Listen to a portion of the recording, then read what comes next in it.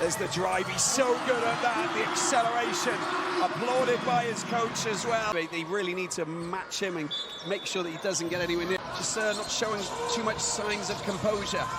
But it might be because they're coming up against the Oilers who really need to fight. Ahly goes up and just make sure that it's a safe two. That looked very easy. Oh, he's safe.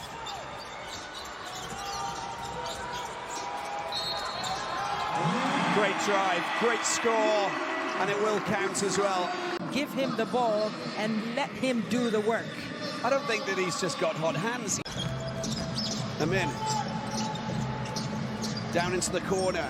Ahly goes for three! Knocks it down, big style. Congratulate each other for a fine final few minutes of the second quarter.